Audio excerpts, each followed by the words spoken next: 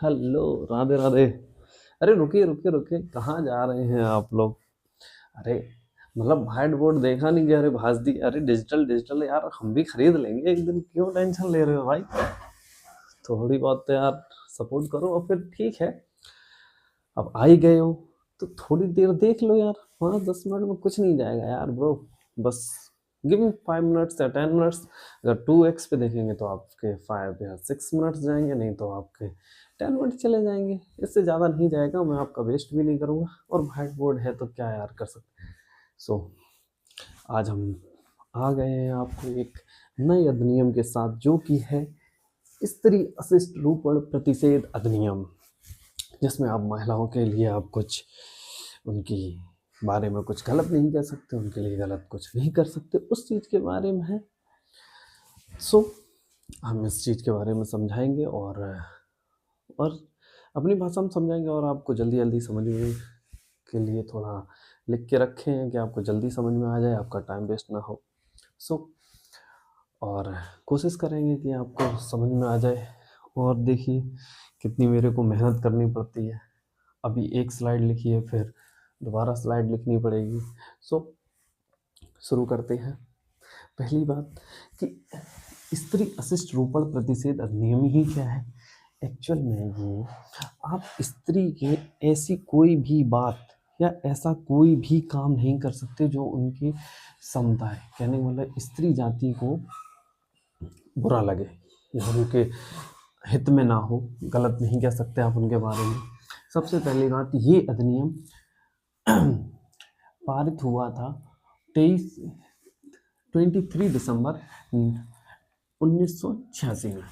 इसके भाग नहीं है, पहली बात इसके भाग नहीं है, ठीक है। और ये लागू कब हुआ है? 2 अक्टूबर 1987 को हुआ। कब हुआ है? 2 अक्टूबर 1987 को। पारित कब हुआ है? ये पारित हुआ है 23 दिसंबर 1986 को। और लागू कब हुआ है? ये 2 अक्टूबर 1987 को लागू हुआ है।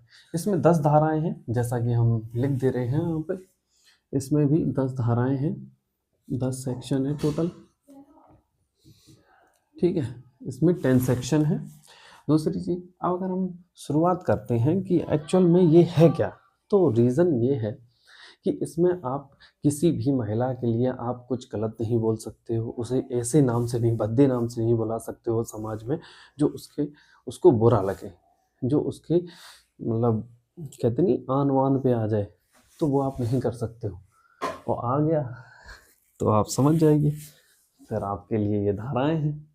और अगर उसने इसमें से किसी भी एक धारा का यूज़ कर लिया तो आपकी धाराएं धारा बन के निकल जाएंगी। और दूसरी चीज़ यार, कहते नहीं, कम बोलो और सोच के बोलो, ठीक, जो भी बोलो। तो हम अगर शुरुआत करते हैं सेक्शन फर्स्ट की ही बात करते हैं कि सेक्शन 1 क्या कहता है। कि इसमें पहले तो हम पिछली वाली भी क्लास में बोला था कि सेक्शन फर्स्ट सबका यही कहता है कि आप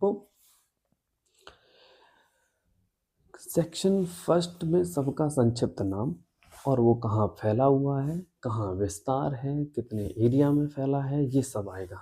उसमें आता है सेक्शन ए में। तो वही इसमें है कि इसका देखो संक्षिप्त नाम। दूसरा, ये प्रारंभ कब हुआ, तो प्रारंभ मैंने आपको जैसा कि बताया भी है 2 अक्टूबर 1987 को, ठीक है। और कहाँ है? पूरे संपूर्ण भारत में फैला हुआ है। कितने में विस्तार है? ये पूरे भारत में फैला हुआ है।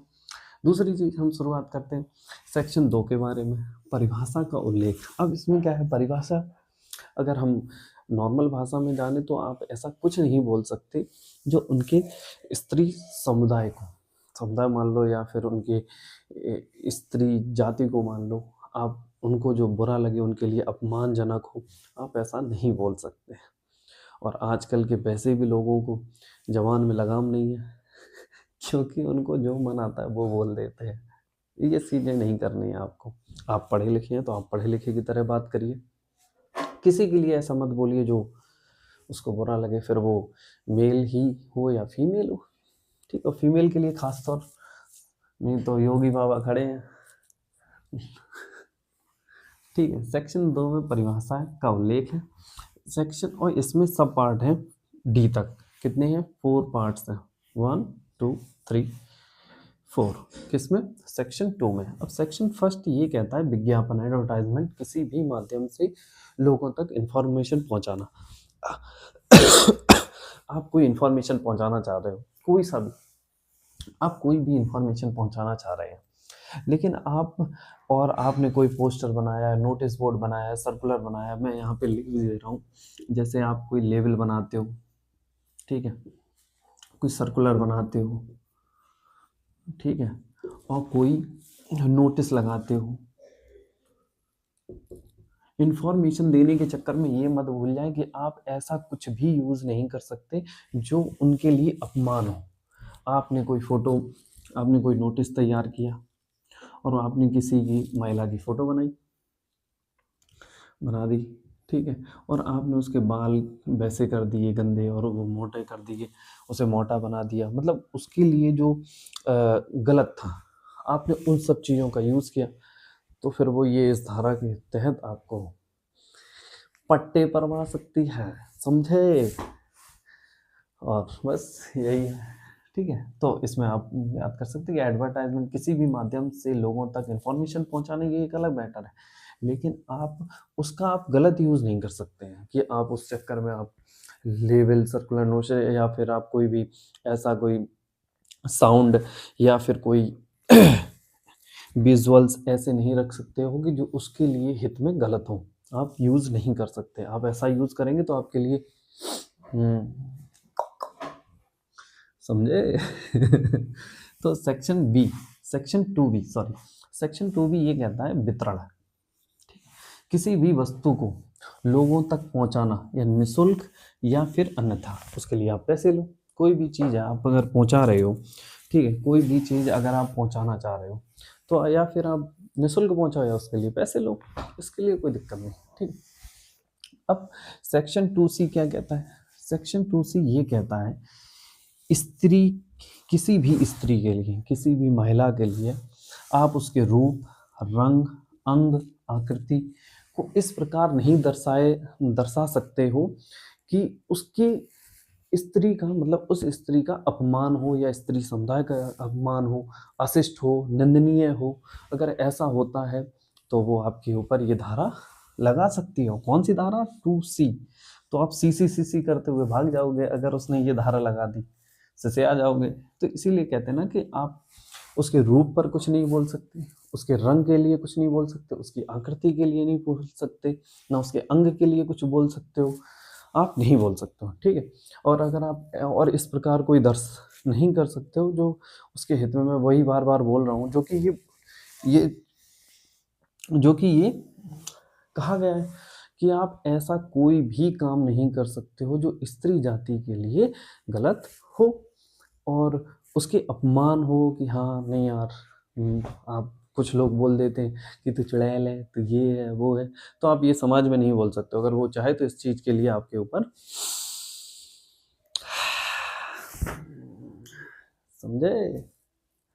सो किसी स्त्री का अपमान या अशिष्ट निंदनीय हो वो है, तो आप ऐसे कोई काम ना ही करें, ठीक है। अब सेक्शन 3 क्या कहता है? अब इसमें सेक्शन 3, सॉरी अभी सेक्शन 2D का बाकी है। सेक्शन 2D, अब सेक्शन 2D क्या कहता है?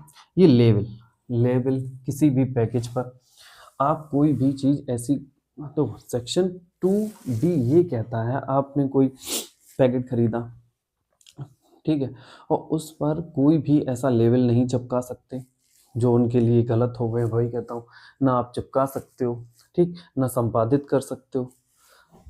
इसमें पैकेज पर ना संपादित कर सकते हो, ना लगा लो, ना चिपका सकते हो, ना चिपका सकते हो, और ना ही संपादित कर सकते हो, ना ऐसा कुछ लिख सकते हो जो उनके लिए निंदनीय हो, उनके लिए जो गलत हो, उन्हें अपमान करे, ऐसा आप कुछ भी नहीं लिख सकते हो, और ना ही उस लगा सकते हो पैकेट पर, ठीक है। और सेक्शन 3, अब 2D ये देखो कौन कौन से, इसमें तो 4 है, सेक्शन 2 है, सेक्शन 2A है, सेक्शन 2B है, सेक्शन 2C है, सेक्शन 2D है। अब ये जो है ये सबसे मोस्ट इम्पॉर्टेंट है। अगर आपने इसे समझ लिया, सेक्शन 3 सेक्शन 3 अगर आपने समझ लिया तो आपने मतलब पूरा ये अशिष्ट स्त्री अशिष्ट रूपण प्रतिषेध अधिनियम के बारे में मतलब 70% आप जान गए। एक्चुअल में यही इसकी जान है। या बाबू है सोना चरैया ये समझे। तो सेक्शन 3 ये कहता है कि अशिष्ट रूपण एडवर्टाइजमेंट। देखो आप ऐसा कोई भी एडवर्टाइजमेंट नहीं कर सकते जिसमें देखो ना ऐसा कोई एडवर्टाइजमेंट कर सकते हो ना कोई करवा सकता है आपसे जिसमें उनके स्त्री के अशिष्ट मतलब उसके कुछ गलत हो, उसके लिए निंदनीय हो, है मतलब उसके लिए अपमानजनक हो। आप ऐसा कुछ भी ना कोई बनाएगा ना कोई बनवाएगा और ना ही कोई संपादित करेगा और ना ही प्रदर्शित करेगा। ठीक, ना उसे कोई छापेगा कह सकते हो, ना ही उसे कोई बनवाने का ऑर्डर दे सकता है। जैसे ना मैं उसे बनवा सकता हूँ ना कोई बना सकता है, पहले से ही रोक है इस चीज पे। तो बात समझ गए। तो इसलिए ये इंपॉर्टेंट है। अब आते हैं सेक्शन 4। सेक्शन 4 क्या कहता है? सेक्शन 4 ये कहता है संपादन पर रोक व डाक द्वारा भेजे जाने पर रोक है। कहने का मतलब है आप ना ही आप डाक द्वारा भेज सकते हो ना ही आप और ना ही उसे संपादन कर सकते हो ना ही आप संपादित कर सकते हो, ना कोई करवाएगा। अगर वो करवाता है तो उसकी दिक्कत है उसको।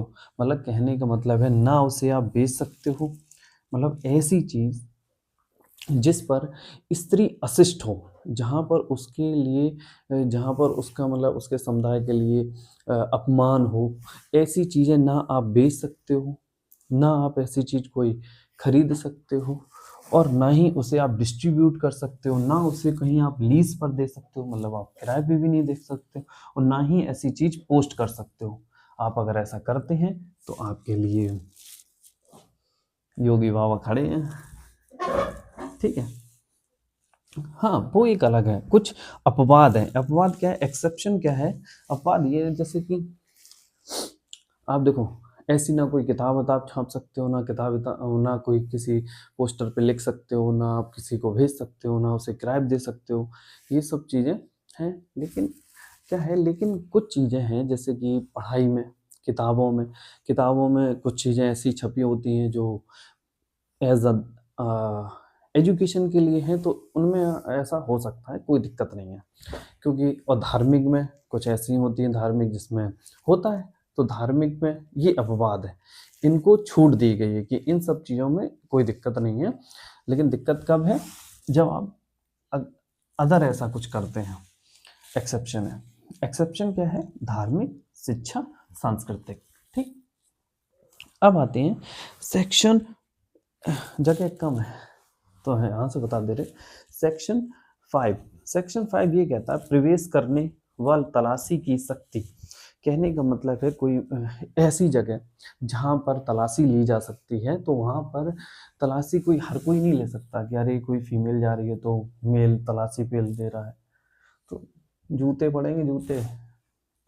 तो आप ऐसा नहीं कर सकते, कोई नहीं कर सकता मतलब। और वो करेगा तो वो कोई महिला ही होगी। और दूसरी चीज वो कोई राजपत्रित अधिकारी होगी मतलब कोई ऑफिसर, गेजेटेड ऑफिसर होगी, वही होगी और वही ऐसा काम कर सकती है। तलाशी भी ले सकती है, सामग्री जब्त भी कर सकती है और दस्तावेजों को सबूत के तौर पर जब्त कर सकती है। कोई भी आपके पास दस्तावेज है उसे वो सबूत के तौर पर जब्त भी कर सकते हैं। कौन कर सकता है? जो राजपत्रित अधिकारी होगा, अन्यथा नहीं कर सकता।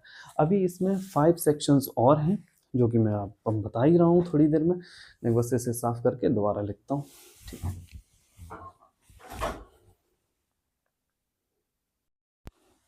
अरे अरे अरे अरे अरे, रुको रुको रुको भाई, चले गए क्या? चले गए? अरे यार अभी मत जाओ यार, बस 5 मिनट की और बात है। इसे मैं जल्दी जल्दी कर दूंगा। वो वाली वीडियो ज़्यादा लंबी खींच दी थी मैंने, पर इसे मैं जल्दी कर दूंगा। ठीक है भाई, सो स्टार्ट करते हैं। सेक्शन 6 ये कहता है कि अगर आप ऐसे कोई काम करते हैं जो उनके हित के लिए गलत है, उनके लिए अपमानजनक है, तो उसके लिए आपको पनिशमेंट मिल सकती है। मिल सकती है, मिलेगी। अगर आप सेक्शन 3 सेक्शन 4 का अगर आप उल्लंघन करते हो तो आपको आपके अब क्या कहें फिर, आपके बाजे बजाए जा सकते हैं कि अगर आप इस चीज़ का उल्लंघन करते हो, सेक्शन 3 का, सेक्शन 4 का, ठीक है। अगर आप पहली बार करते हो तो भाई कम पटे पड़ेंगे, ठीक है, मतलब अप टू 2 ईयर्स तक की जेल हो सकती है और 2000 रुपये का जुर्माना, जो आपके लिए मामूली सी बात होगी।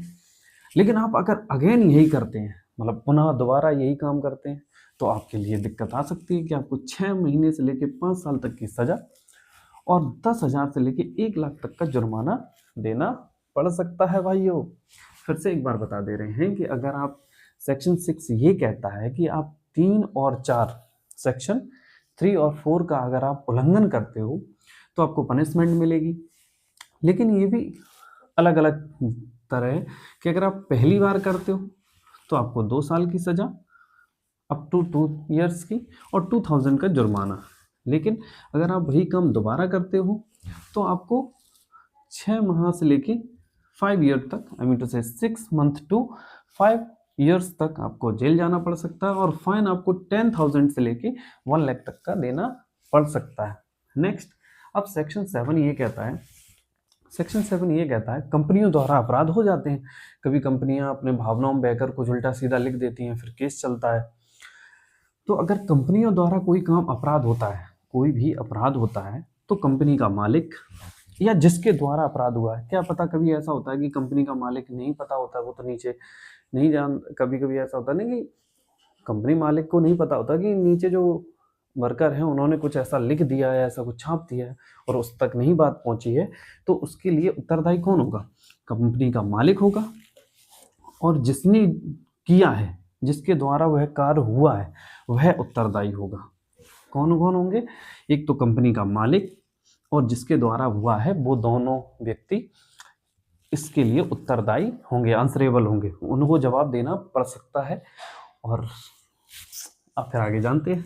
सेक्शन 8 ये कहता है, सेक्शन 8 ये कहता है कि अपराधों की प्रवृत्ति, अपराधों की प्रवृत्ति मतलब nature of crime, nature of sorry crime, ठीक है, नेचर ऑफ क्राइम। ये कैसा है, कैसी, इसमें आपको क्या क्या चीज़ें सज़ा मिल सकती है? तो आपको देखो, ये संज्ञेय अपराध मतलब कॉग्निजेबल है, इसमें आप अरेस्ट होंगे, इसमें नॉन वारंट मतलब वारंट की इसमें ज़रूरत नहीं पड़ेगी, आपको पुलिस ऐसे ही धर ले जाएगी। दूसरी चीज़, ये जमानती है, आप इसमें बेल ले सकते हो, इसमें आप बेल ले सकते हो, कोई दिक्कत नहीं, ठीक है। सेक्शन 9, अब सेक्शन 9 क्या कहता है? ये राज्य सरकार या पुलिस द्वारा, राज्य सरकार जैसे स्टेट गवर्नमेंट या पुलिस द्वारा कोई सद्भावना में कोई कार्य हो गया है, कार्रवाई की है उन्होंने, तो उसकी कोई कार्रवाई नहीं होगी। कोई ऐसे काम कर दिए उन्होंने अपनी सद्भावना में या राज्य सरकार ने, तो उसके ऊपर कोई कार्रवाई नहीं होगी। सेक्शन 10 ये कहता है, ठीक है। अब सेक्शन 10 ये कहता है यह सेंट्रल गवर्नमेंट के अधीन है, क्या नहीं मतलब जो इसके ऊपर कोई भी वो बनेंगे, क्या कहते हैं, लॉज बनेंगे, ठीक, कोई सेक्शन मतलब कुछ ऊपर, ठीक है, तो ये चीज़ है। तो अगर इन सब चीज़ों की कौन होगा जिम्मेदार? सेंट्रल गवर्नमेंट इसके ऊपर वो बनाएगी, लॉ कह सकते हो, ठीक है, रूल वही करेगी और कानून भी, कानून और लॉ बातें, ठीक है, इन सब चीज़ों को वही बनाएगी, कौन? सेंट्रल गवर्नमेंट, और इनके ही अधीन रहेंगे। मतलब सेक्शन जो कहने का मतलब अधिनियम है, स्त्री अशिष्ट रूपण अधिनियम है, ये किसके अधीन रहेगा? ये रहेगा सेंट्रल गवर्नमेंट के। किसके अधीन रहेगा? सेंट्रल गवर्नमेंट के। So thank you so much for watching me, thank you. और ये बिटियों वाला गुड्डा ठीक, थोड़ा खराब राइटिंग है तो एप्पल लग रहा है, ठीक है। सो बाय, आज के लिए इतना ही काफ़ी, और राधे राधे, बाय बाय।